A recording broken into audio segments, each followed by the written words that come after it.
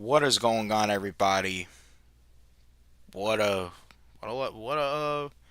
last couple 24 hours. Hope y'all got a little bit of rest in between, man, because it's been quite a day around here. But I did want to come on. I kind of felt like I had to come on. First of all, make sure y'all go and check out the first GM search video. A new series that I'm going to be doing both with GM candidates and head coach candidates until we do find our next GM and head coach of the Atlanta Falcons, which it's a process that I would think is going to take several weeks. Maybe it's over sooner than I thought, but it could drag out into several weeks. And in that case, I will be um, taking a look at it'll give me more time to take a look at more candidates. But I do want to I kind of had to come on here because there was more news that broke this morning, and this really isn't breaking news, but the Atlanta Falcons this morning seemingly did something that a lot of fans, including myself, have been calling on the Atlanta Falcons to do. And it's probably even more important than, the firings of Raheem Morris and Terry Fontenot. They promoted Greg Beadles to president and CEO of the Atlanta Falcons. Before, I believe Greg Beadles was just the president of the Atlanta Falcons. He's now the president and the CEO, and that has taken over Rich McKay's role. And for the first time in over 2 decades, Rich McKay, as of today, does not have a title with the Atlanta Falcons and is seemingly finally out of any involvement directly with what goes on with the Atlanta Falcons and what goes on in Flowery Branch. Now, you know, this isn't the first time that something like this has been done where they've moved Rich McKay somewhere and then he's found his way to sneak back in.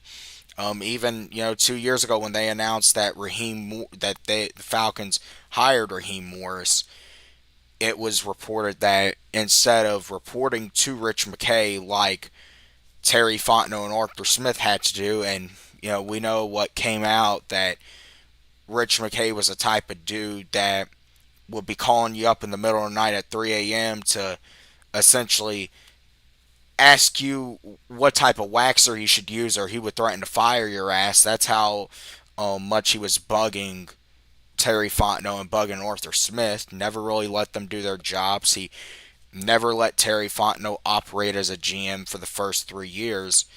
It was reported that he essentially had no say in the football operations, that he was just on the business side of things. However, it has since come out, and really came out this season, that Rich McKay's role never really changed much. He was still involved in the weekly meetings after games.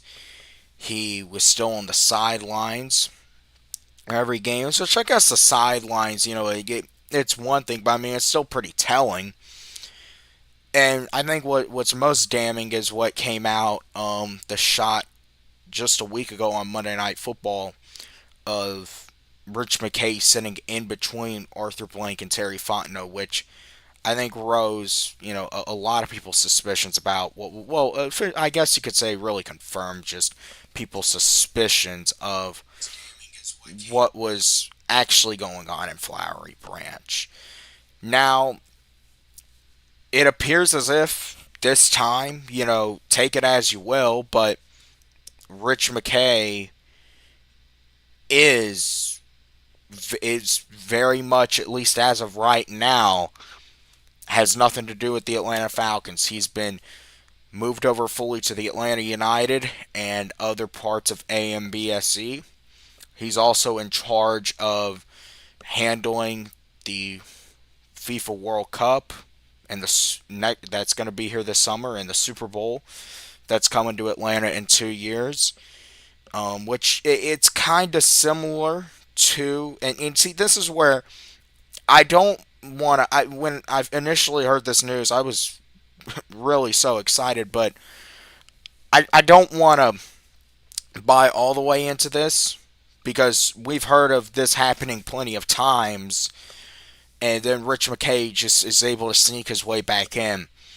But it really does sound like that. It sounds similar to when Rich McKay was kind of out of involvement directly with the Falcons for a couple of years when the bins first opened back in 2016, 2017, and that's when the Falcons went to the Super Bowl. Rich McKay wasn't really that present. It was essentially Dan Quinn and Thomas Dimitroff were able to run the show at that point.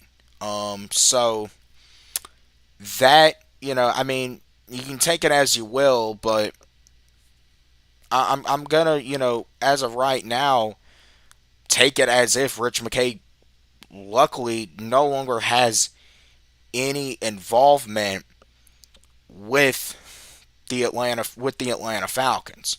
We'll see if it sticks up, but ultimately it seems as if he no longer has any involvement, at least as of right now. Now, who is going to have very much involvement in the Atlanta Falcons moving forward is whoever is going to be the new president of football. And if you're not aware, Arthur Blank wrote a very long message um, this morning, a letter that was released to the public, essentially to the city of Atlanta and Falcons fans, where he was very apologetic about the results of the team over the past 7 years. Obviously going into that, this is not what anyone expected this team to be. This is not where the team wants to be. The team wants to be competing at the highest level. Um, I guess all the things you're supposed to say, even though it's kind of the same thing we've heard from Arthur Blank in the past. But I do think there is a difference in this time and other times. See, when the Atlanta Falcons fired Arthur Smith 2 years ago, looking back on it, it was essentially just ripping off a.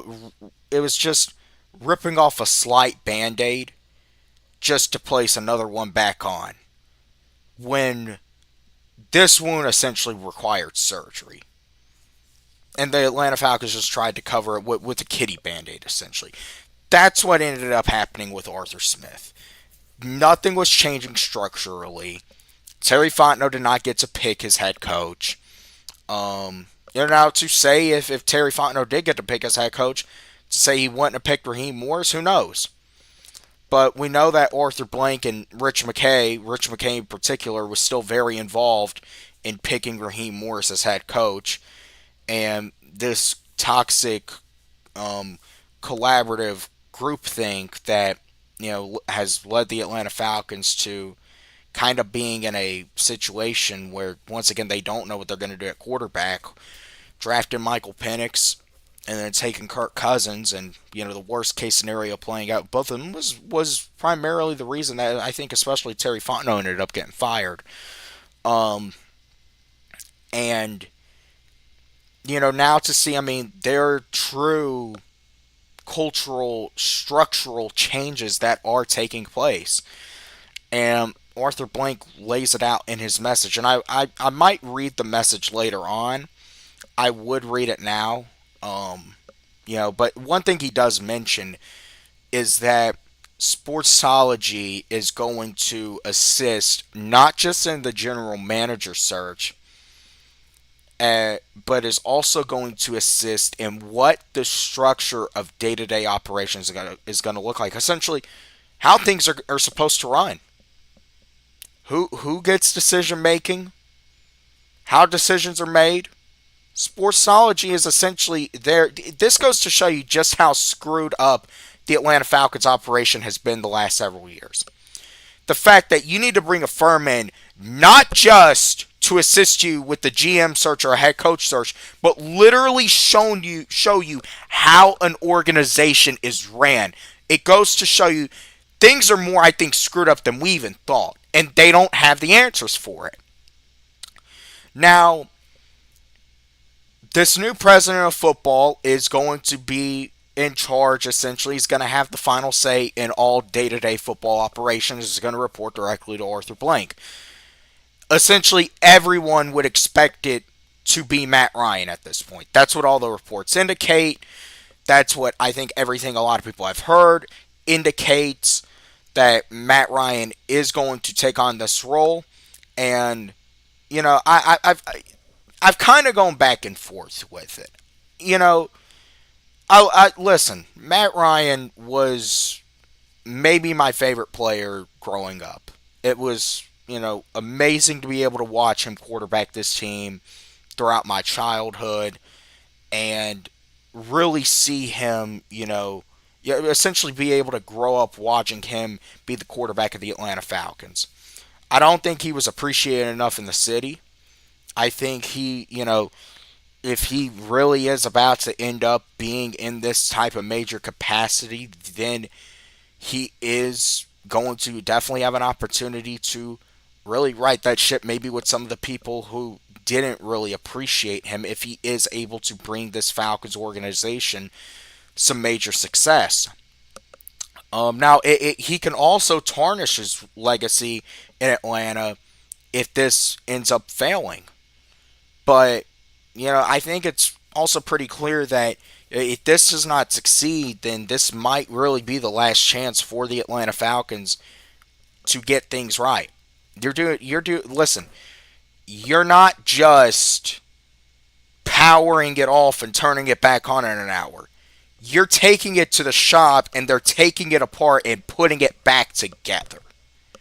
That is what is happening in Flowery Branch right now. Now, there is a report that Matt Ryan would like to remain the would like to remain doing his job at CBS as an analyst, and I just don't think that's going to end up working. I think that this type of job that is going to require, if he is running day-to-day football operations, it's going to require all his attention, and most importantly, he's going to have to be there on Sundays. If Matt Ryan can't half-ass it, he can't. If he's just going to come on as an advisor, sure, just check in 1 or 2 days a week, absolutely sure, I'll be fine with him doing it. But if he's going to essentially try and run the football operations, but yet still do this analyst stuff, it simply just will not work. It's got to be one or the other. And but I mean, at the end of the day, it's a lot. That's what I think Matt Ryan has to ponder with. But I do, as far as can Matt Ryan successfully run football operations? Can he bring the Atlanta Falcons success? Well, I think the answer to that is, I mean, still you don't know for certainty. You would obviously love to say he can, but you don't know for certainty. Now, I can say that you can't guarantee anything, but a lot of people have asked, well, what qualifies Matt Ryan for this? And when you're looking for stuff that actually, as far as experience goes, what qualifies him, there might not be the experience there that qualifies him in terms of being in a front office for 10 or 20 years. But Matt Ryan, at the end of the day, is a football guy through and through. He is the only MVP in the history of the Atlanta Falcons. He's maybe is the greatest player in the history of the Atlanta Falcons. And he's grown a lot of connections these past several years that he has been involved in broadcasting and has worked in TV with CBS. He's grown a lot of connections. He's probably met some people, probably understands a little bit of what it takes to do this type of job. I don't know if, granted, Does that mean he's going to be able to come in and lead the Falcons to a Super Bowl next year? Absolutely not. That's just out of the realm of possibility. Could he maybe finally start? Could we maybe really finally start to see some turnaround? I think that's to be determined. But as far as what qualifies Matt Ryan to do this, maybe he doesn't have the experience of a 15 or 20 year NFL executive. But for me, I also think, and this kind of goes into what I talk about, you have to be all the way in or all the way out. And I would hope that, Matt Ryan, maybe that's why he hasn't been officially announced yet. He's still having to think it over. This is a job that you're either all the way in or all the way out. But if Matt Ryan goes all the way in and agrees to become the president of football for the Atlanta Falcons, I have a lot of confidence that he's going. It's not. I can't say it's solid confidence, but it's some confidence. And it's a video that I found several years back around the time that it was announced Matt Ryan was being inducted into the Ring of Honor, and it makes, and it sold me enough. With where the Falcons are at, listen, it's very tough to trust just about anything at this point. But a couple of years ago, Raheem Morris brought Matt Ryan in and spoke to the team, and I came across a video earlier today.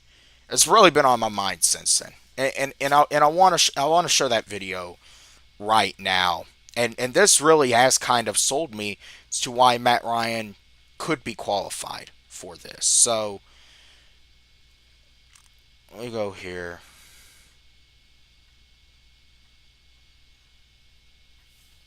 And let's wait for this thing to load up. Let's see. Morning, man. Morning. Morning, man. Morning. Hey, man, here it is, man. So I was thinking about it, right? Talking about culture and stuff that we're doing. I said, what does it mean to be a Falcon? And I said, just like I said about like identity, right? Coaches have no right to tell you what your identity is going to be. Who are the guys that can tell us what our identity is going to be? The guys sitting in these seats, right? We make all these coaches stand up, personnel people, all the support staff, all of the support staff. Stand your ass up, Scar. We're all standing up, right? Because you guys set the identity, right? I said, let's go get Mr. Falcon himself, man, to tell us what it means to be a Falcon to him. And I want to introduce Matt Ryan. What? All right. First of all, I just want to say thanks to Raheem for asking me to come in and talk to you guys, man. It's a little bit surreal to be back, standing in front of the team. I feel like I've done this a million times, but I'm probably more nervous today than I ever was standing in front of everybody else. So Rod texted me a little while back and asked if I would come in and talk to you guys. And I said, yeah, cool. What do you want me to talk about?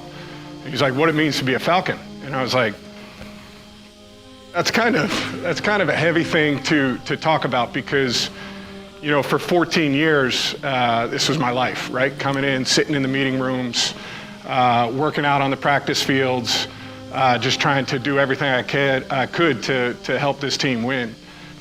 So it had me thinking about what the mindset was when we were in this building. And for me, it was always about, I didn't get who we were playing. We're gonna show up and roll these, right from the start. New Orleans, yeah, tough place to play. Won a Super Bowl in 2009. The group that we had plays them week 3 of 2010, and we go down and hand it to them down there. No one was scared, right? Nobody was scared. We all had the belief that no matter who the we were playing, we were gonna go out there and take care of business. Carolina, in division, we play them in 2015, up in Carolina in December. They're like 13-0 at the time, or 12-0, whatever it is. They kicked the shit out of us. They're taking pictures on the sideline. They beat us by 30 points. 2 weeks later, these guys roll into here 14-0, and we beat the shit out of them at home and ruin their perfect season, right? They're 14-1, 15-1 going into playoffs. That mindset was, I don't give a what our record is, what theirs is. They're coming into our place or we're going to theirs and we're going to hand it to them. We had that mindset. It didn't make a difference, right? Regardless of who we're playing, regardless of division games, whatever the track record had been, when we were at our best, there was a mindset that we were going to go out there and get the job done. All right, so how did I learn that? Well, I learned it by coming in and watching the players that I played with, right? I think about the locker room that I came into. Todd McClure, unbelievable player for the Falcons. He's in the Ring of Honor. He's from Baton Rouge, Louisiana. Country guy, as good of a teammate as you could find, kind of soft-spoken, but was really the glue that kind of kept that team together, right? He was the guy that could tell you what you needed to hear, not what you wanted to hear, what you needed to hear, but could also be the guy that you could go talk to about, hey man, I'm struggling with this, and he would listen, right, and give you good guidance. Another guy I played with, Roddy White. He was from James Island, South Carolina. Roddy did not shut the f up from the moment he came into the building, right? Anybody that played with him knows you were gonna hear him the moment you walked into the building. He was high energy, he took notes, and he was combative in a good way, right? To bring the best out of you. So I learned a lot from him. One story I remember about him is we're playing in the 2012 divisional playoffs. We're playing the Seahawks. So for you younger guys, 2012, this was the very beginning of the Legion of Boom, right? You're talking about Cam Chancellor, Richard Sherman, that group. Bobby Wagner was young. All these guys, right? And they're physical.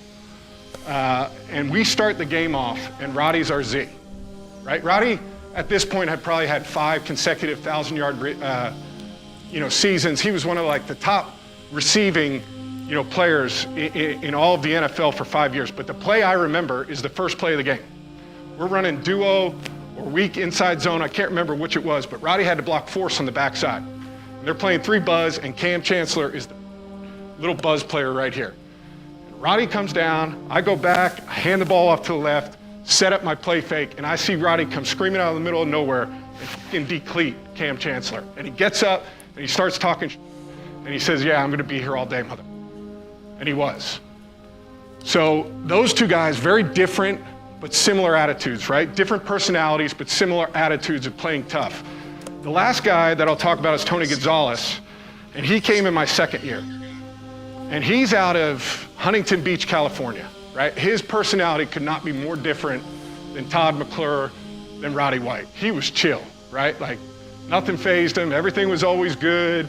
He kind of moved slow. He might have showed up late a handful of times, but he showed up and knew how to play on Sundays. He was also a guy that had been around the league forever and was that guy that you could go to in the locker room, right? You could pick his brain about certain things that were going on at home, certain things that I should be doing with the diet standpoint, just kind of a wealth of information. But my point is, I came into this league and saw this locker room that had all these people from different places.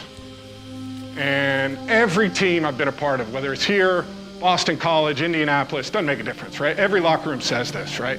We got people from all over the place that are coming together to work towards a common bond. The difference here in Atlanta is that the city is the exact same way. You gotta earn it from them. And when you do, this city goes on fire. Trust me. Ra's been a part of it. I've been a part of it. Jake's been a part of it. When you get rolling here, this city comes on fire. And my challenge to you guys is to get it back rolling. Because to me, what it means to be a Falcon is to go out there and earn it every day. That's how you get it in this league. Nothing's given, everything is earned. I'm pulling for you guys. It's gonna be fun to watch you this year. Ra, thank you, man. Hey man, we got one more thing, bro. And this guy. All right. After that, they announced Matt Ryan going into the Ring of Honor, which was definitely a very special moment. I'm gonna drop the link soon if anyone wants to come in and chat about this.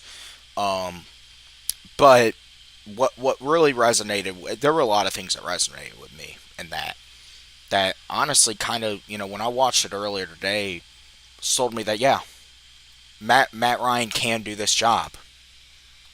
And the first thing was he talked about the guys that he played with. He talked about Roddy White.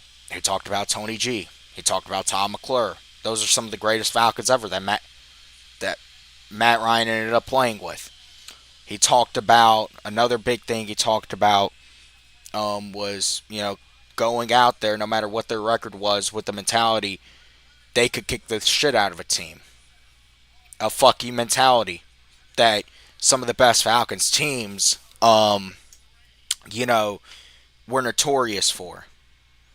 When you saw us win 12, 13 games a season back in the early years of Matt Ryan.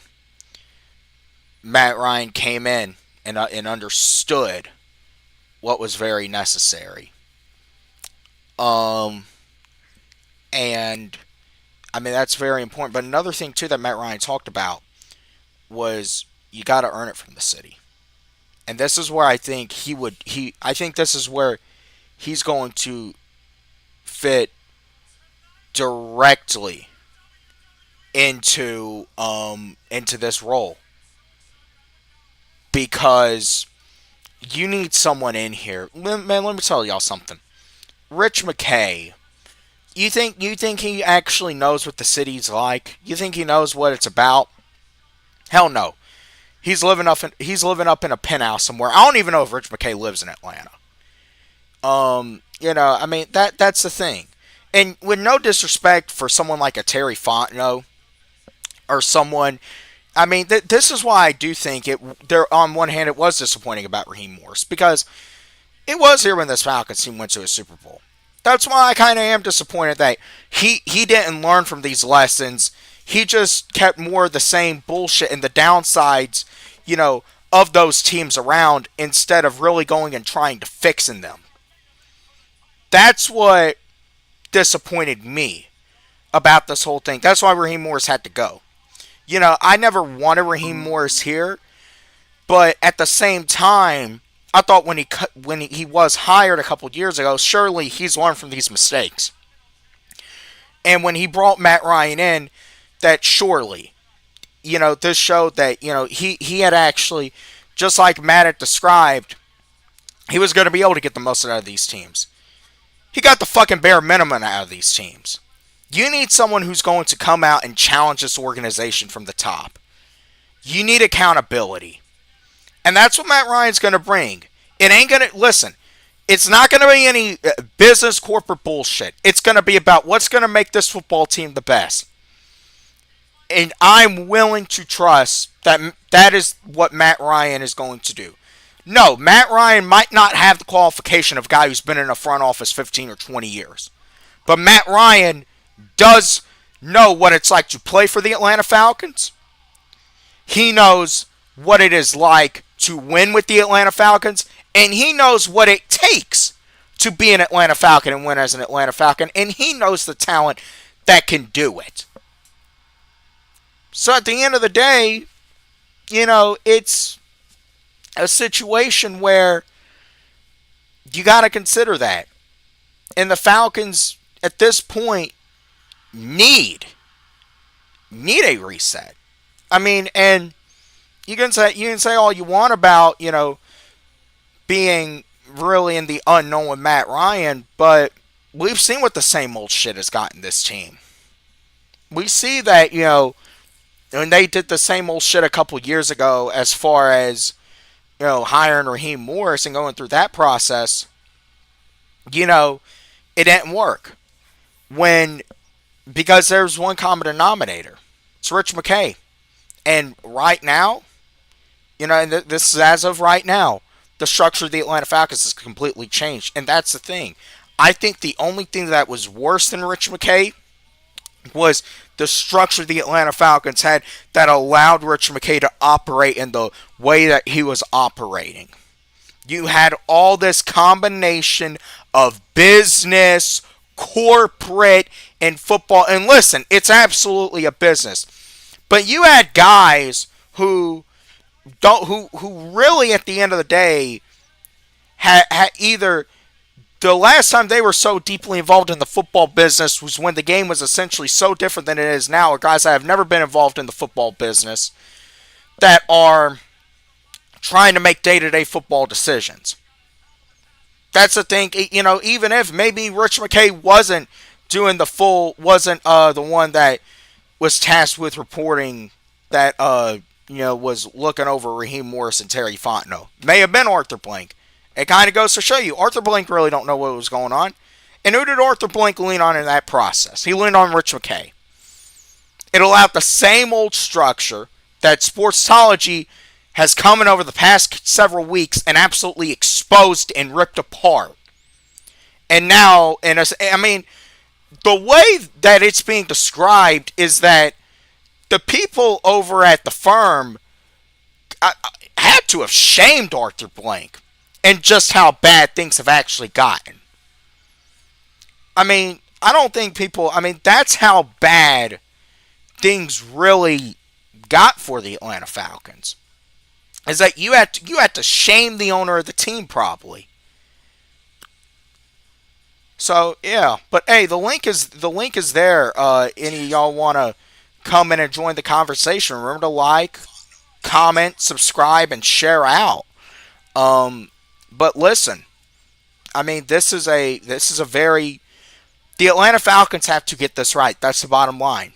And I would ask, the question is, well, what qualifies Matt Ryan? And I would honestly ask, well, for this role, who would you rather have other than Matt Ryan? Now, sure, you could argue a guy like Warrick Dunn. Is Warrick Dunn going to want to do it? Is Warrick Dunn as immersed into the game of football as Matt Ryan? Maybe he still is. Or, because, Matt Ryan being on TV has still very much stuck around the game. He hasn't missed a beat.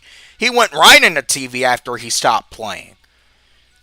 So, that's where I am with it. Now, who else could really do this job, essentially, that Arthur Blank really has to choose from? And I'm just going to ask everyone this. Would you rather have Rich McKay, an old head who, he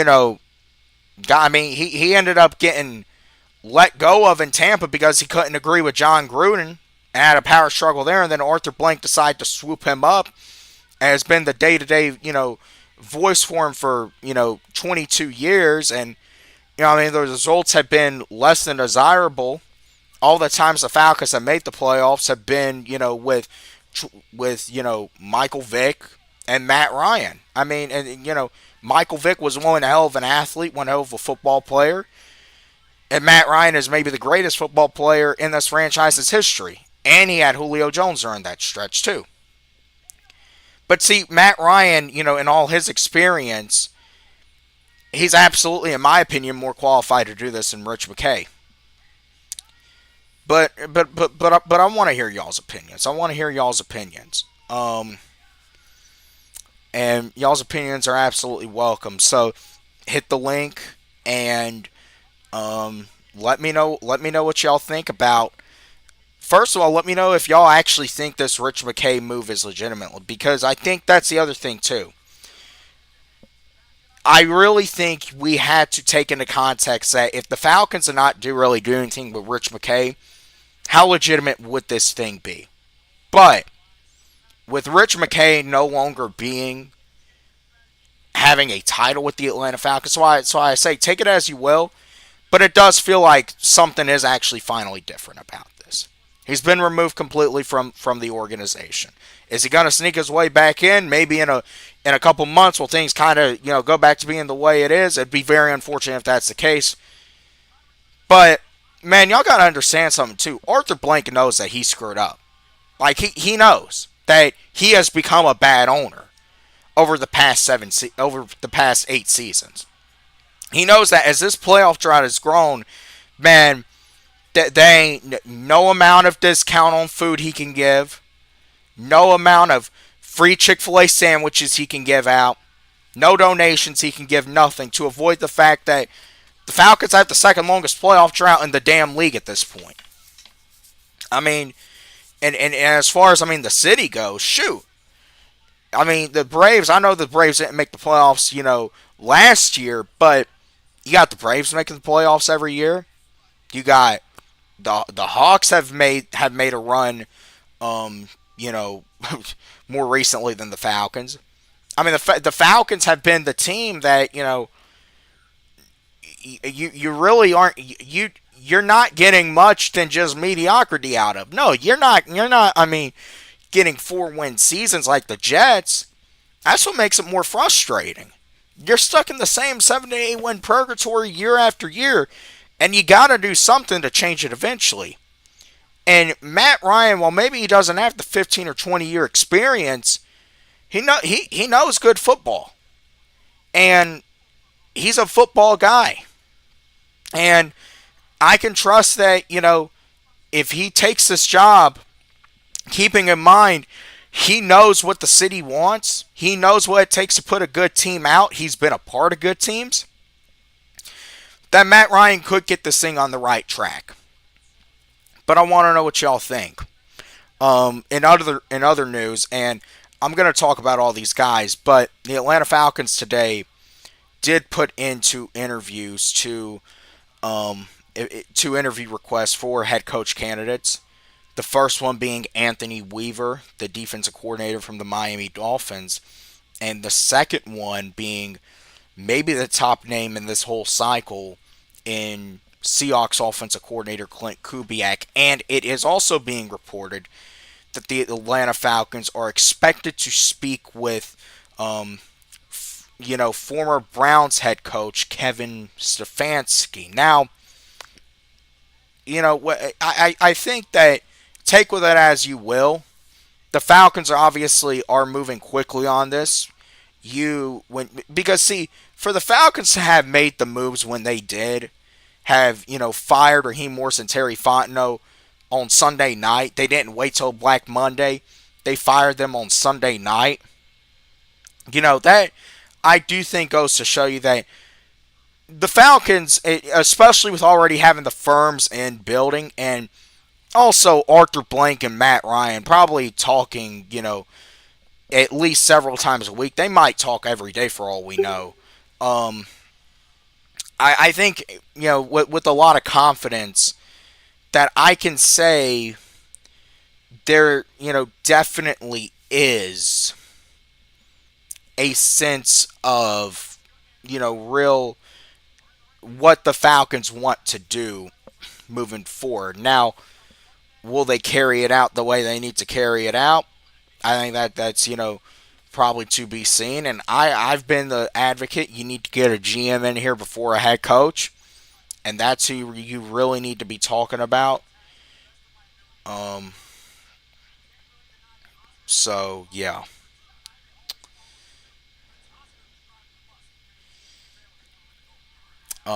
But anyways, make sure y'all like, subscribe, comment, share out. But this is day one in what is a fresh start for the Atlanta Falcons, and whether it's going to result in much, who knows. There were a lot of expectations when the Falcons hired Raheem Morris. I will definitely say that I think the roster, which I think has kind of gotten overlooked in all this, the roster has been is definitely in a better spot than it was when the Falcons fired Dan Quinn and Tom Dimitroff at the end of the 2020 season. But there's also going to be tough decisions that are made regarding, do you pay some of these guys? Do you let some of these guys go? And it's going to put in a GM this GM in a very tough position, because what I will say is Matt Ryan, well, I think he definitely knows what is going to take. You would also have to think that bringing someone like Matt Ryan in, you're gonna have to also pair him with an exceptional GM. Because at the end of the day, regardless, you can't deny that there's still gonna be some transitioning into this role for Matt Ryan. Essentially, there's gonna be a little bit of transition that Matty Ice has to go through.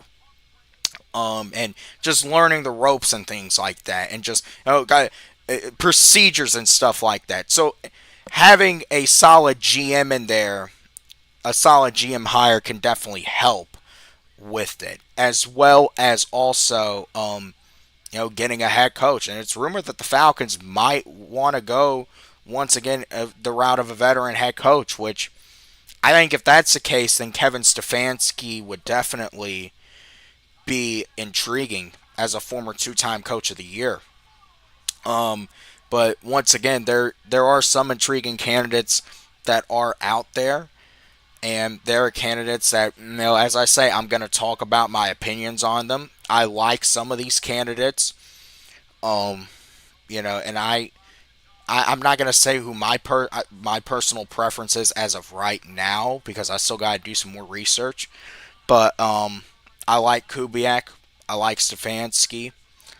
I I'll say this about Mike McCarthy.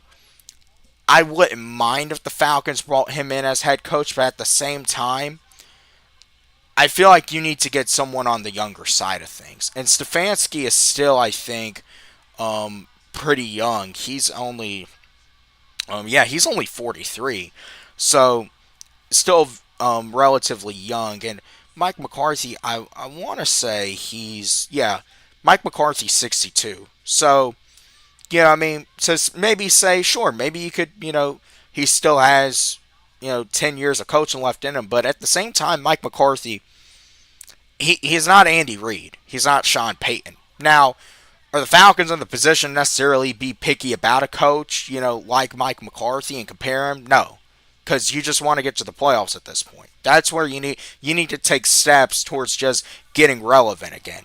And I think Mike McCarthy can make you relevant. So that's why I wouldn't be totally against it.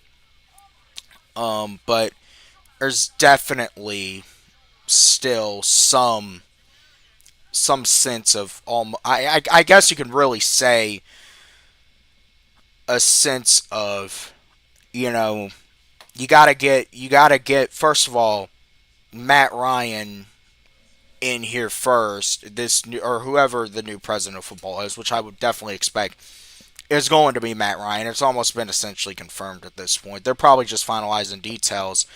But I am going to say now, I just praised Matt Ryan a lot. He cannot keep that job at CBS. He's going to either have to be all in or he's going to have to be out.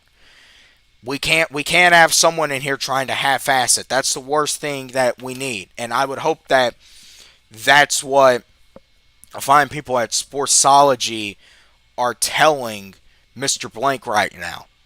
You can't have half in, half out. You need to really be full focus on setting a new culture, and the way you do that is with consistency. So it can't be, oh, I'm gonna come in the office during the week for a couple days, but on Sunday I'm gonna be up in a studio in New York. No, he needs to be in the bins every Sunday, or if we're playing on the road, he needs to be with the team. That's how this needs to go, man.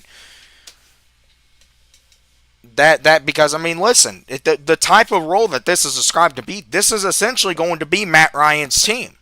This is going to be his vision moving forward. I think Matt Ryan has a good idea of what the vision of the Atlanta Falcons should be. But we're going to need him here full time to implement that vision. Just like you're going to need consistency from whoever the new GM is, whoever the new coach is, you're going to need consistency from this new president of football.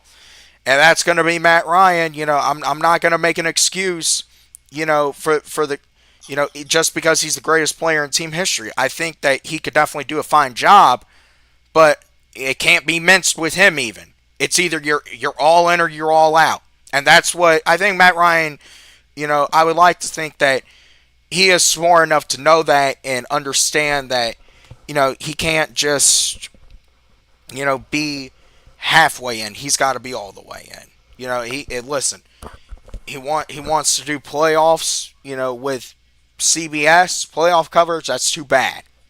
If he wants to continue staying with CBS full time, he can't take this high capacity role. That's just what it is. But it honestly feels like that Arthur Blank has essentially created this role for Matt Ryan almost. So it's going to be, you would have to assume for Blank, it's going to have to be tough, if somehow they can't reach an agreement with Matt to become part of the organization. So that is another thing that needs to be. There's a lot of things with the business aspect going on with the Atlanta Falcons right now. That we would probably be better served getting someone who probably works on Wall Street and understands business to go on, because there's a lot of things going on, but it all starts at the top. So yeah. Also, wanted to touch on the fact that we could potentially start to see Josh Blank actually, and we already kind of have started to see it, but we could potentially see Josh Blank really start to step in even further to this capacity as, succeeding his father as owner of the Atlanta Falcons, here in the near future. And I think that's the report from Jeff Benedict that it was actually Josh's call to fire Raheem kind of goes to show that, he understands that, he has to step up. And I think he knows he has to step up, because if something were to happen to his father tomorrow, this is his team for the next 40 to 50 years, or however long he's alive, unless he decides to sell the team. This is going to be his team. So he has to keep that in mind. And that's probably why it is Josh instead of the other son who is vacationing with Raheem. And honestly, man, his, son, Arthur Blank's son, Kenny, I don't really even, know if he's all that much around the team. So definitely glad to see. Listen, I gotta say, still, and Arthur Blank still had to get final approval for it.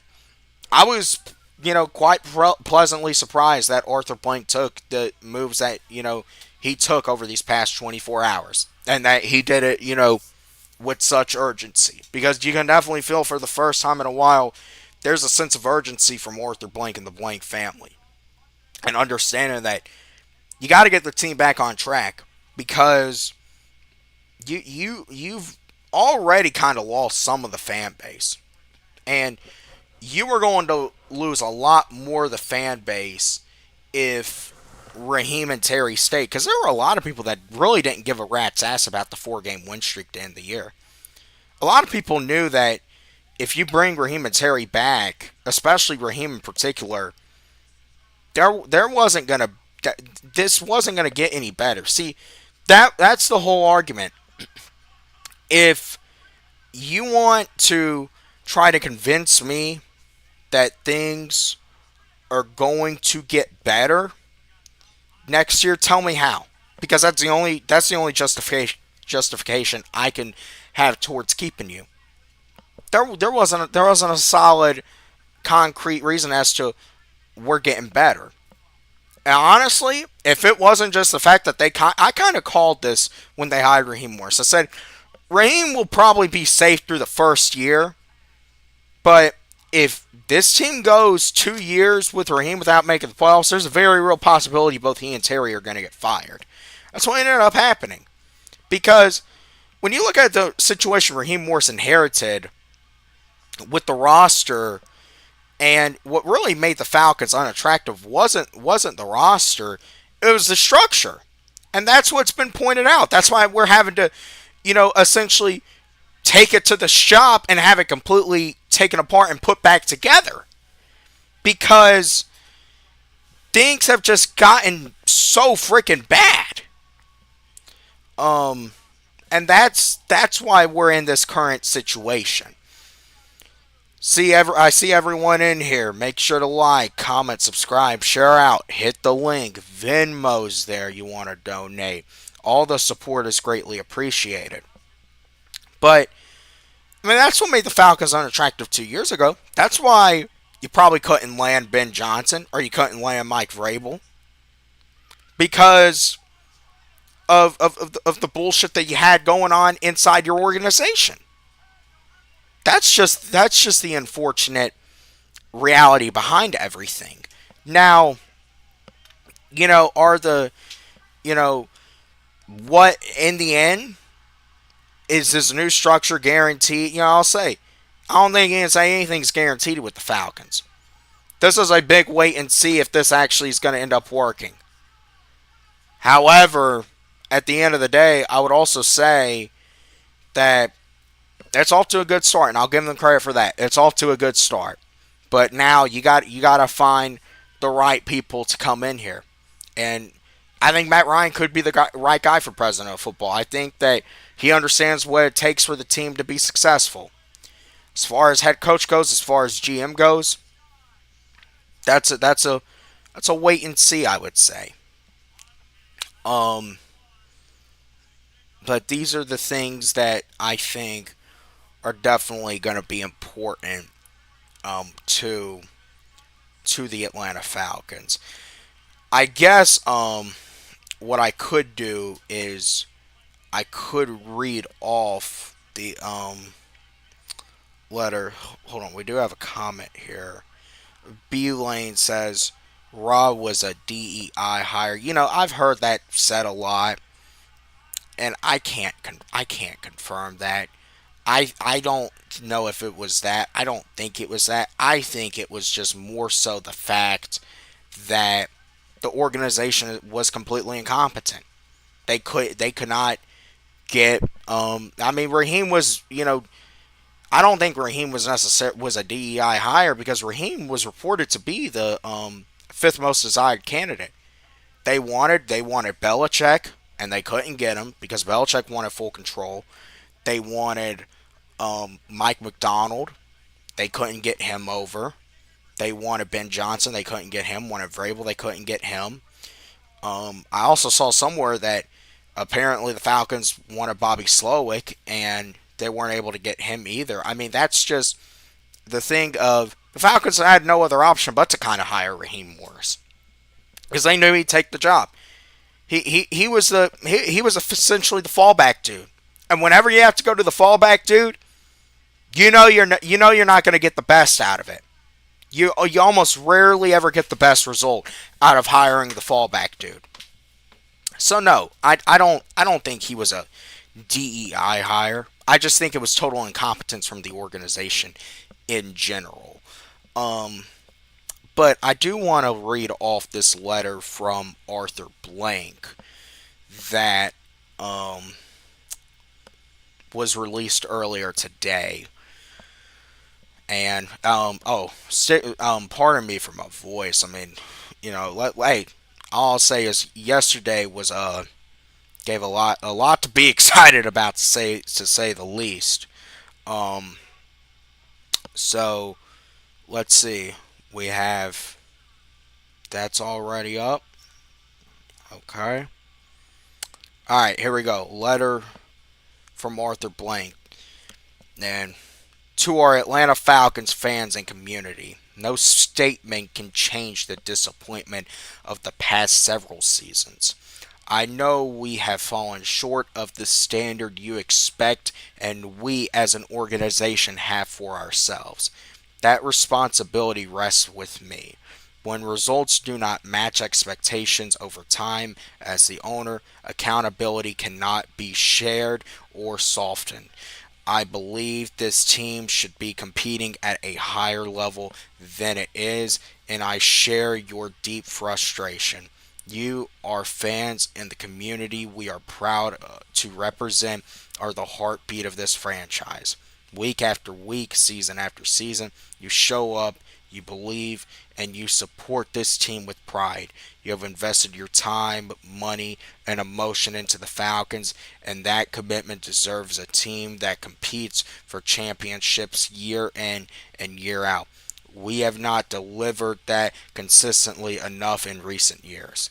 To respect your continuous support of our team and the necessity to put a consistently winning product on the field, we recently put everything on the table to determine how to best move forward.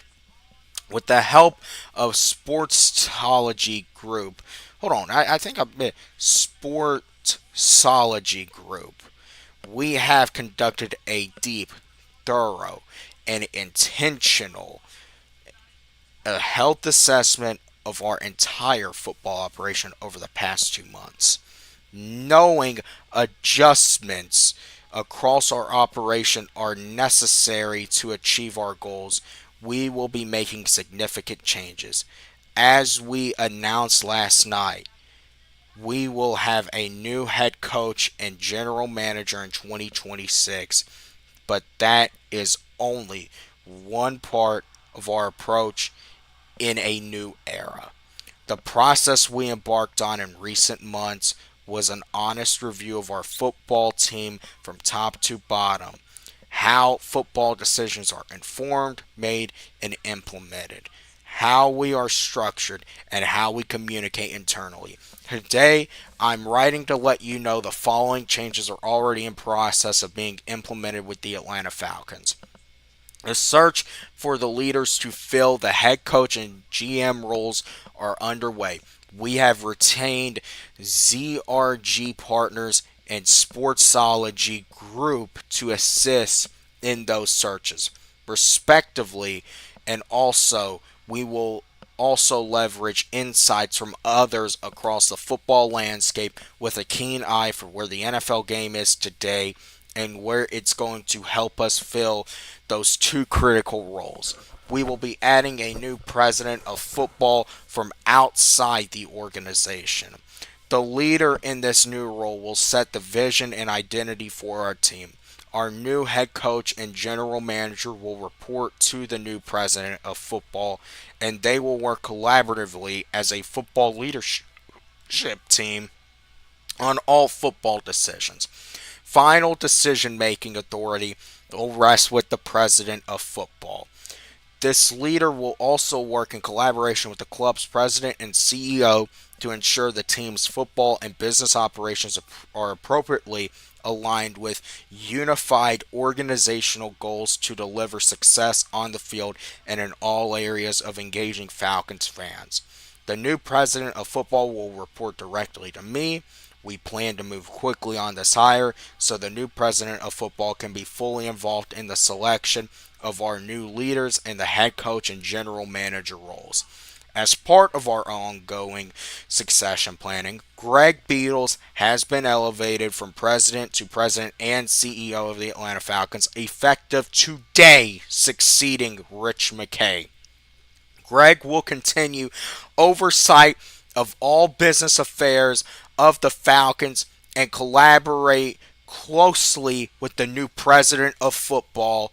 Should I'll ask the question. Should I say president of football whenever it's mentioned, or should I just say Matt Ryan? Because I guess it ain't confirmed, granted, but yeah, I guess nothing's confirmed. Things could change. So for right now, we'll continue to say president of football. I'm pretty sure I know who it's going to be. To ensure all resources and operational support are working toward the goal of a winning product on the field and that we continue to deliver for our fans in every way.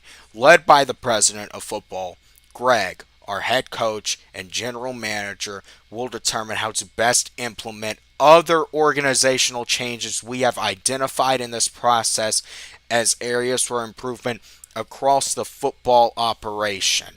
That process will happen in the coming weeks and months ahead of the 2026 season. Sportsology will assist with the front office restructure as well.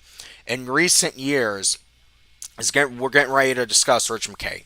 Rich McKay has taken on a new expanded role across our broader Arthur M. Blank sports and entertainment organization and within the community. With succession planning that began over 5 years ago, maturing with the ascension of Greg Beadles to the president and CEO role with the Falcons, Rich will now be able to give full focus to critical AMBSC initiatives, including major events on the horizon for Atlanta with the 2026 FIFA World Cup and NFL's 2028 Super Bowl at Mercedes-Benz Stadium, renovations to MBS, and construction of a world-class training facility for AMBSC's new NWSL franchise and the launch of that team coming in 2028. and other business development and organizational projects in various stages of planning. In addition to his AMBSC CEO role, Rich will continue to serve as a member of my board of trustees, an associate director of our family foundation, co-chair of the NFL competition committee, which he had been involved with for over 30 years, as the incoming chair of the Metro Atlanta Chamber of Commerce Board for 2026. I'm incredibly grateful to Rich for his 20 plus years of direct leadership with the Falcons, including many of the most successful seasons in team history. I understand trust is built through action, not words. Honesty, effort, and accountability must be reflected in the way this organization operates and performs. Moving forward, every decision will be made with one clear objective: building a team capable of sustained success and competing for championships. I am confident that our new football structure and leadership will have us contending again soon. We are laser focused on filling these key roles and others with outstanding talent and empowering them correctly ahead of this critical offseason. We operate in an immensely proud football city and state, and leading this franchise carries a responsibility I take very personally. While I'm very disappointed the Falcons will not be in the playoffs this year, I believe our football team has a solid core of outstanding veterans and exciting young talent that will make all of these open positions highly attractive to an array of top leaders who can come in, get to work, and lead our team back to the standard we expect. I want you to know I am grateful for your loyalty, belief, and willingness to continue to show up and support this team, even when it has been difficult. I feel the urgency to get this right for you. We are committed to doing the work, making tough decisions that are necessary, and making the investments necessary to deliver the results you deserve. I care deeply about this community and know how important the success of the Atlanta Falcons is to each of you and the community. Thank you for standing with us. You deserve the absolute best, and I am determined to take whatever steps necessary to get us there. With endless gratitude, Arthur. So, I mean, listen, you can take that, I guess, however you want to. I mean, this isn't the first time that Arthur Blank has had to put out a statement like that. I mean, this is a statement that he's put out countless other times. What Arthur Blank has also done countless other times is he's held a press conference the day after firing a coach and even a GM. He's waiting until Thursday, which personally I kind of wish he would have gotten the press conference done with today. But the only sense I think it makes for Thursday is they hope by then that they can introduce Matt Ryan or as the new president of football, or if it's not going to be him, whoever the president of football is going to be. Um, so yeah, that's that is what I that's what Arthur Blank said. Now, there are a couple key things in it. First, they obviously touched on the structure. Then he touched on Rich McKay. He talked about McKay being able to put his full focus towards other ventures, and that he's essentially told Rich McKay to fuck all from the Atlanta Falcons. Will Rich McKay stay away from the Atlanta Falcons for how long? Who knows? Maybe this new structure, perhaps Matt Ryan or whoever this new president of football is going to be being present, will take away an opportunity from Rich McKay to be able to slide back in. The fact that, in most circumstances, now let's be real, not all circumstances, but a lot of circumstances in sports, you have your head coach, you have your GM. It's your GM who reports to the owner. Now, the thing is, personally, the way that I view it is I look at situations like Jacksonville. Tony Baselli, who is one of the greatest Jaguars of all time, essentially is a middleman between their GM and their owner. And Jacksonville this year is having one of their best years they've had in franchise history. They finally seem like they got their coach. They finally seem like they're on the right track. They finally seem like they know what they're doing organizationally because of this structure that they have in place. Can the Falcons see similar success to it? I mean, we're going to end up seeing.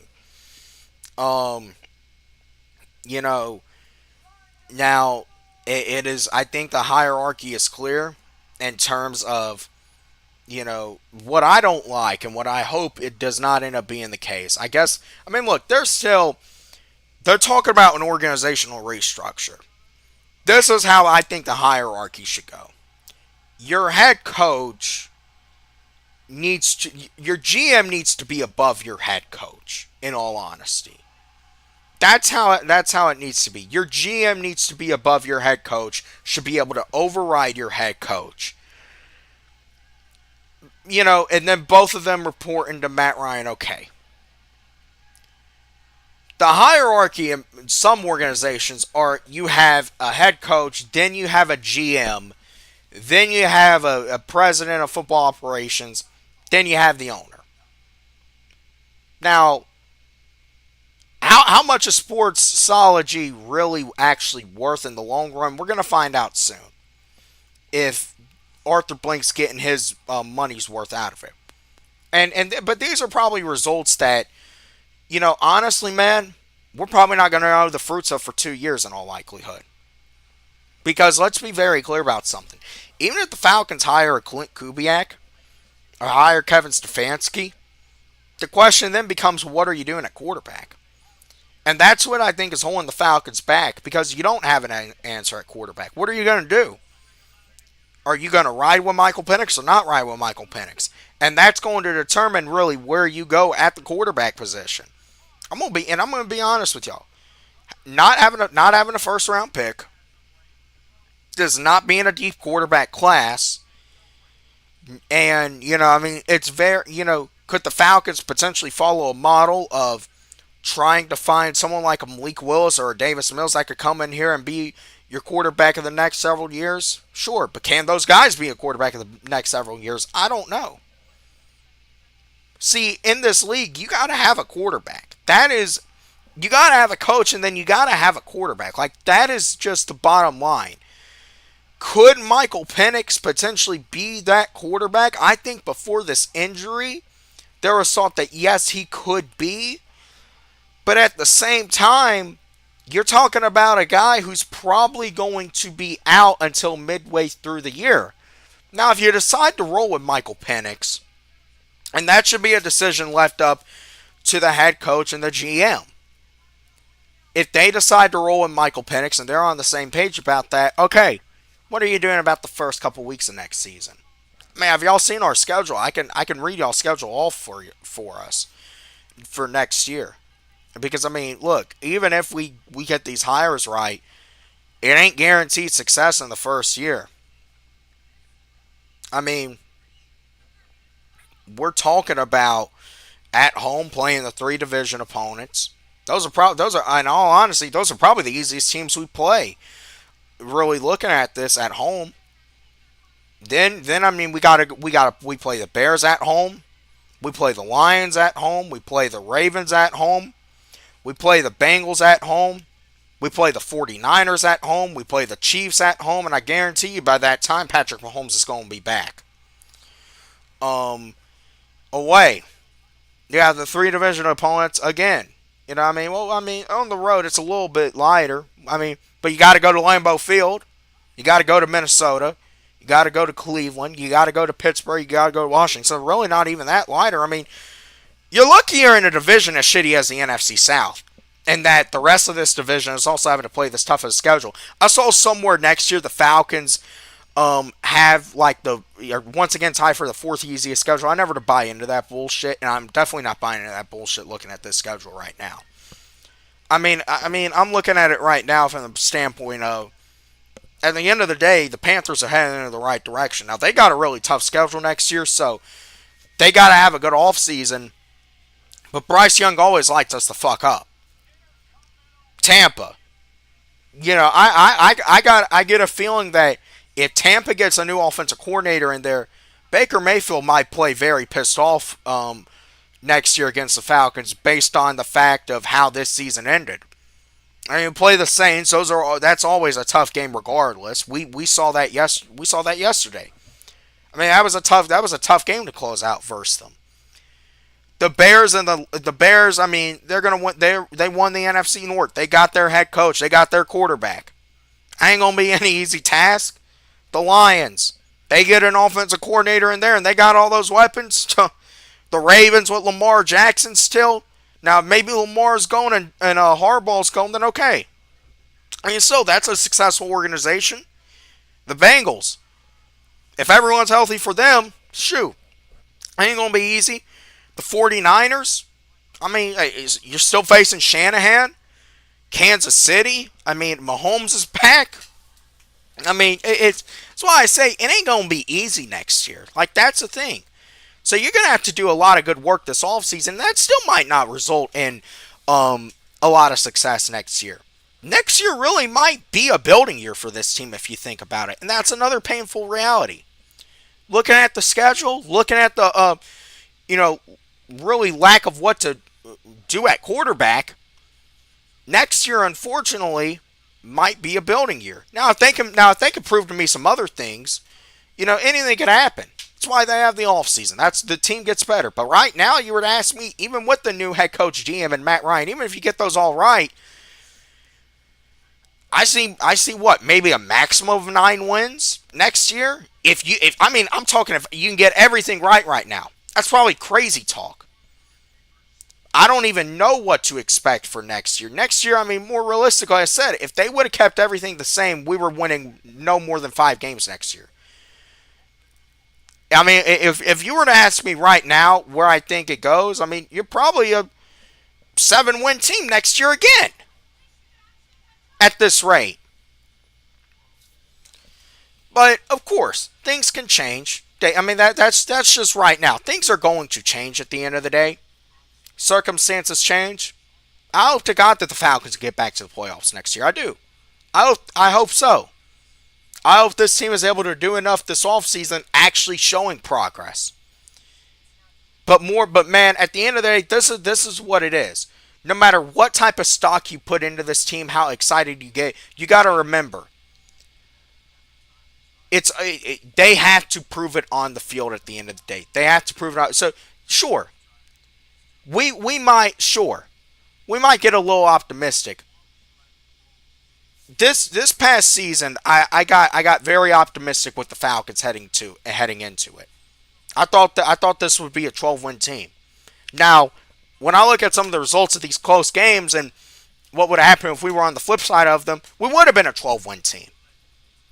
But we're not, because we just are who we are. And at the same time, you're talking about not just not having a quarterback, you're going to have to make a lot of tough cap decisions. And that's why I say, everyone's talking about the Falcons are an attractive job. I kind of question myself, really, are they?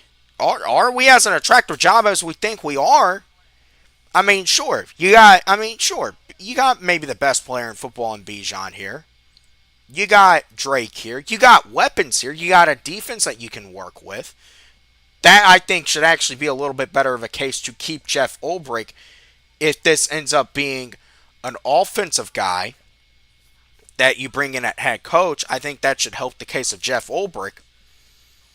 But at the same time, I look at these types of things and I really go that, it's going to be a long off season. It's going to be some tough decisions that have to be made. I can't necessarily, and I mean still, you get up there and say all you want.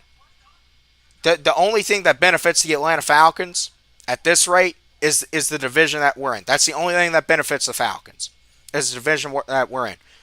Now, listen, they might come out and they may get me again this offseason. They might. They might have me talking crazy about it. They're probably going to have me talking crazy about this team again in June. Having some false expectations. And they're going to come out and we'll see what they do. But right now, it's kind of tough to see it with so much uncertainty. See, I just hope we can get some solid hires. And I think we should mainly focus on getting a solid quarterback for 2027. Yeah, I mean that's just tough. But I mean, next year's going to be a tough year. Like, let's be very clear. It's going to be a tough year next year. Yeah, you're in a pretty shitty division, but like you still have to consider that a lot of these things that people are dreaming about right now, these dream scenarios, dream scenario never comes true. It never comes true. And then on top of that, injuries happen. And injuries can't be an excuse. They're just something you got to prepare for. And at the end of the day, the Falcons were not properly prepared for injuries. Their depth got absolutely exposed in certain areas. On the O-line, at linebacker. And we just saw that. At the end of the day, you can't deny it.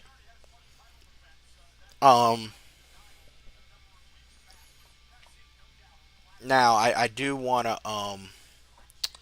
what was something else I was actually looking at that I was gonna discuss, but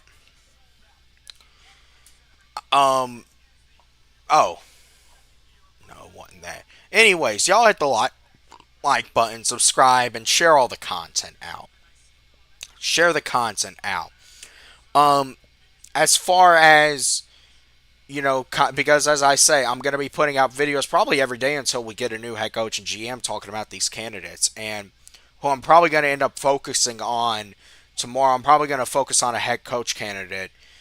And I might alternate it from day to day. But that's probably what I'm going to start doing, because the search is well underway at this point. And as I say, we cannot screw this thing up. Man, because listen, you screw this thing up, you're going to have a lot of people questioning why in the hell they've been wasting their Sundays watching this shit. You got to get this right, and that's just the thing. If and I think Arthur Blank understands that, but at the end of the day, a letter is just that, a letter. I got to see actions. Arthur Blank said that, and I mean, it's serious. A letter is just a letter. And in all honesty, like, yeah, I'm kind of glad he put out a letter, but he had to put out a letter because he had to put out a letter. Like, that's just how it goes sometimes. You got to put out a letter and show that, no, it wasn't a fucking imposter. Yes, I did do all these moves. Let's see. Keith Bishop. Shout out to Keith Bishop. I think the Falcons will continue to develop the defense. However, the offense needs significant work. I also do not think Michael Penix is not the guy. The offense ran so much better, in my opinion, with Kirk Cousins. Well, I mean, the thing with the defense and developing it, I think you're right. But I mean, once again, we're potentially talking about if this new head coach comes in and decides not to retain Jeff Ulbrich, you're talking about what? This being 2026 would be the fourth straight year with a new defensive coordinator and a new defensive system. I would love to see Jeff Ulbrich be retained. But but listen, at the same time, you got to consider, if you really are going to do a fresh start, you got to keep all things in mind.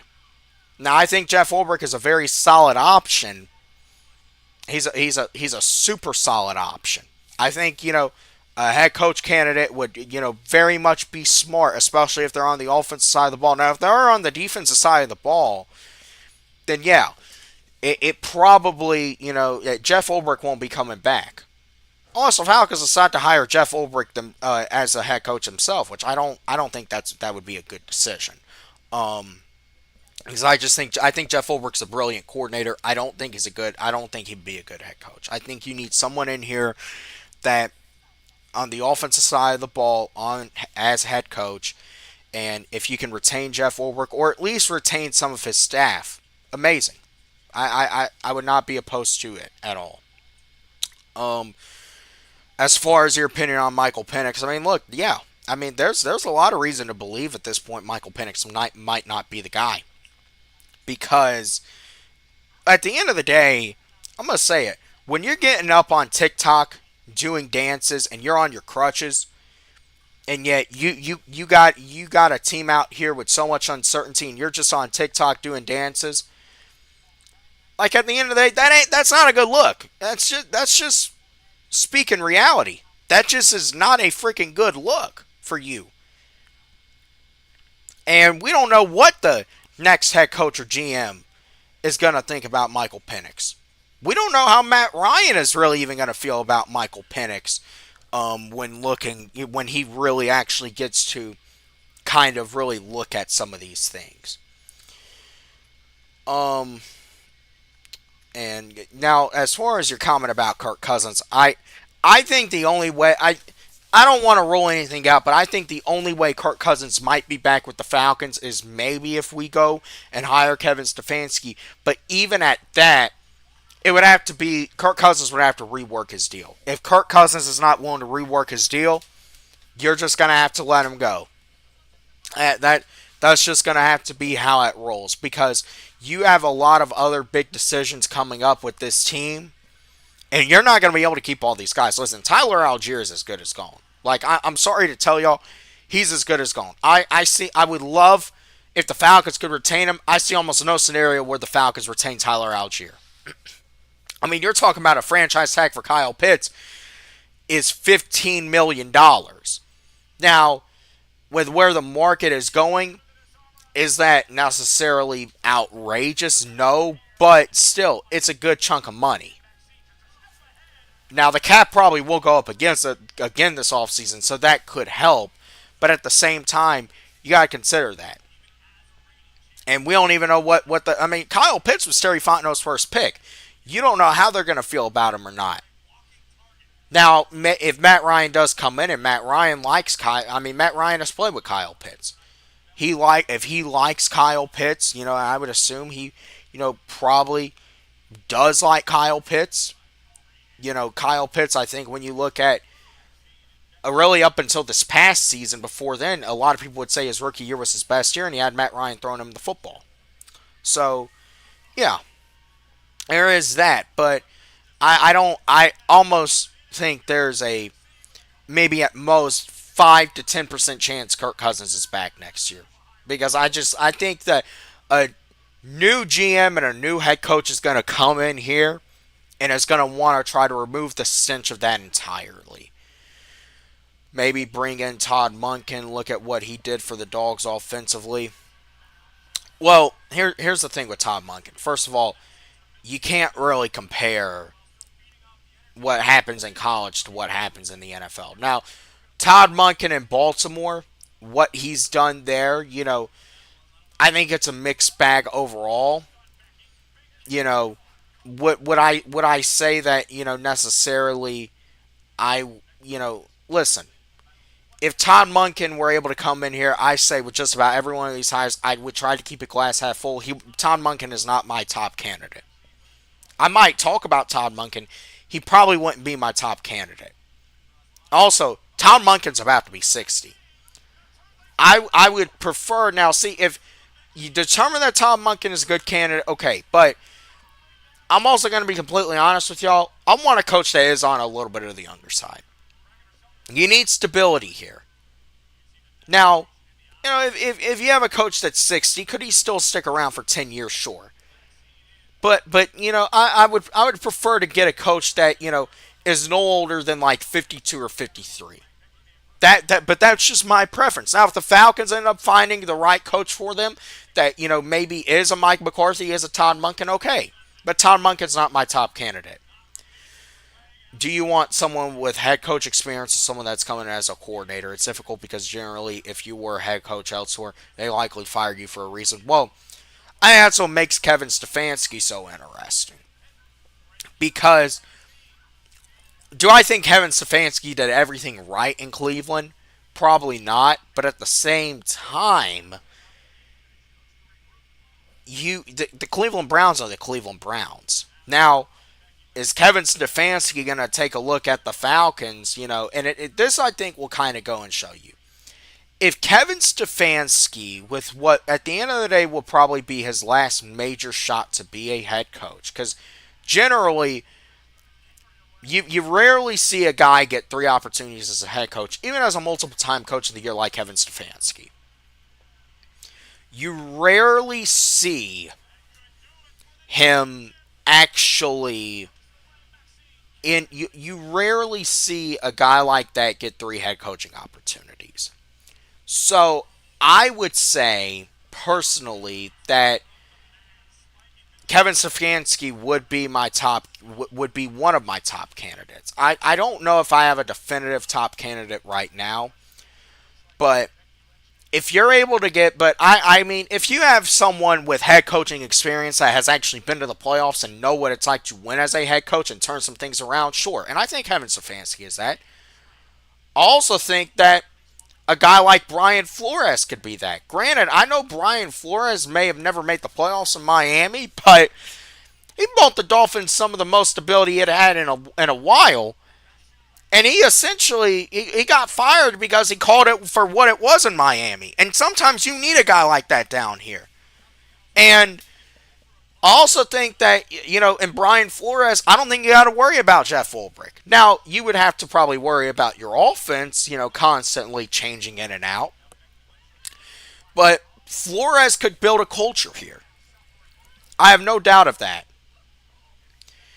I would prefer someone who's offensive minded, but Flores will probably be the one defensive minded guy that I would I would really actually like to come over here.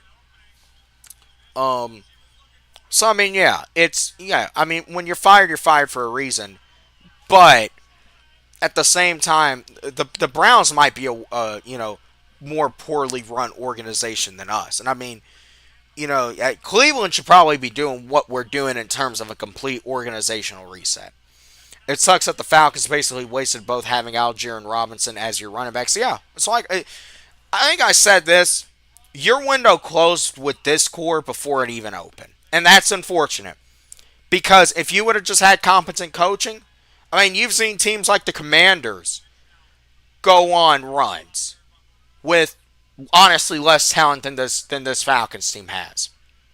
I mean, who the hell knows at the end of the day what happened? I don't think anyone should expect a Super Bowl. Okay? If you're not the Chiefs, and honestly, Kansas City really ain't even in a position to do it. If you're not the Chiefs, though, historically, if you're not a team like San Francisco or Philly or the Rams right now, maybe in the AFC, a team like Buffalo, you're really not in a position to expect a Super Bowl. You just hope your team is able to go in there and really make some noise. Now, if you have your opportunity, let's be very clear. You need to take advantage of that opportunity and make the most of it, because you don't know if you're going to get it again. That's the thing with a lot of teams in these playoffs. Only one team's going to win the Super Bowl. You could have a lot of teams and that are in the playoffs currently that might realize a year from now that they really wasted their opportunities. Teams like Jacksonville, and I'm not saying anything definitively will happen. Teams like Jacksonville, Chicago, teams like Denver, New England. You don't know if these teams are going to stick around or not. Houston, I think, has a real good chance this year, and they better get it with that defense they got. Because with how good that defense is playing, there's no guarantee the defense is going to be playing that good next year. I mean, that's just how things go sometimes. So, yeah. But no, I mean, the Falcons absolutely wasted this current core. Wasted their time with this current core. And it's a true shame that they did. Remember to hit the like button, subscribe, comment, share out. The link to join the conversation is pinned, so anyone can join this conversation if you want to.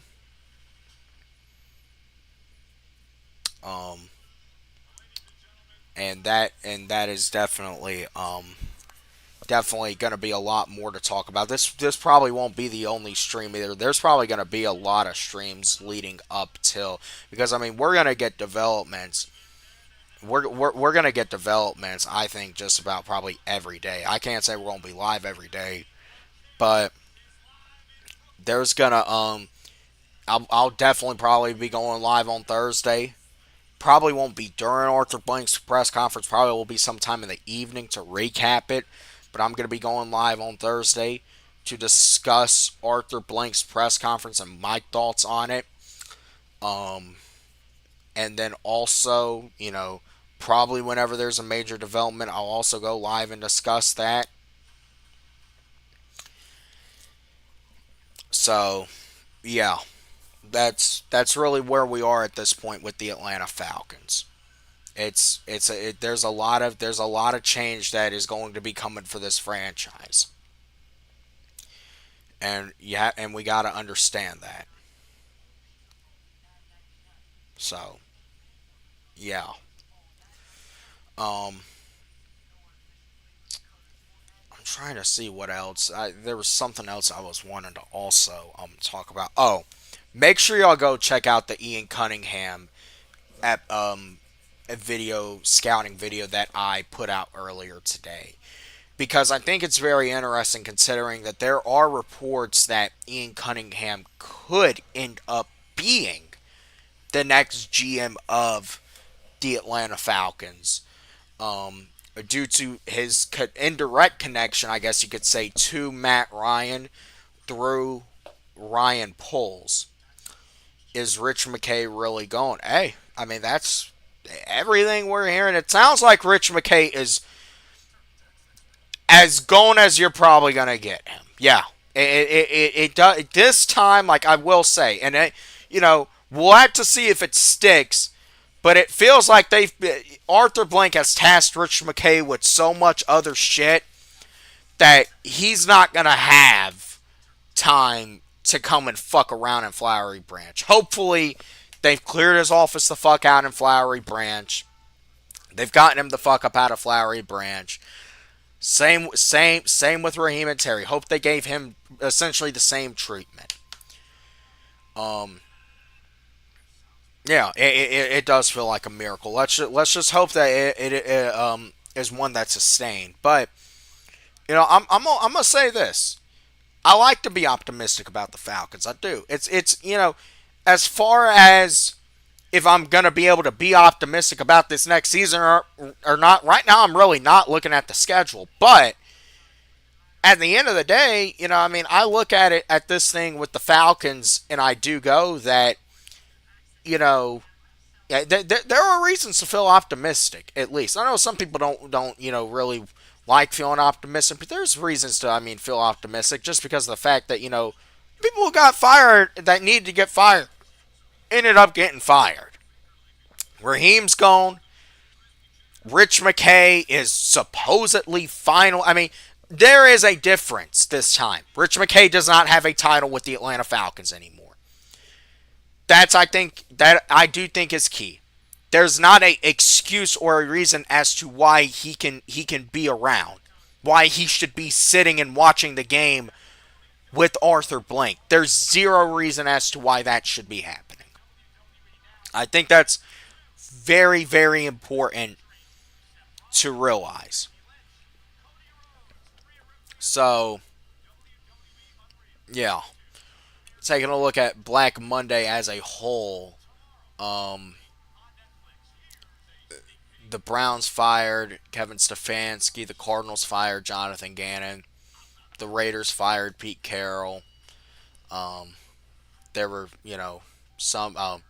Let's see. The Dolphins are also looking for a GM and things like that. So, listen. I would probably say as of right now, Stefanski or Kubiak. If we ended up hiring either one of those guys, I'd be very happy with where we are. But the only thing that I think might deter Stefanski from going here versus maybe going somewhere like Tennessee or the Giants is the fact that really I would probably have to say I mean, if Kevin Stefanski, that was a determinant, then I don't think you can blame him. I don't think you could blame Kevin Stefanski if he decided to choose somewhere like the Giants or Tennessee over here because there's not stability at the quarterback position. And that's just how it goes. Like, the Falcons have screwed themselves, and now you're not real. I mean, the thing is, though, even if the Falcons had their first round pick this year, they still probably wouldn't be in much of a good position to pick a quarterback. Like, I prefer, I don't got a problem not having a first round pick, in all honesty. I don't. I mean, when I look at what we got in return for it, I still believe we won the trade with the Rams. So I don't got a problem with doing it. Um, but yeah, I mean, this could seriously be a start of something new for the Falcons if they finally go about it right. That I think is very much important.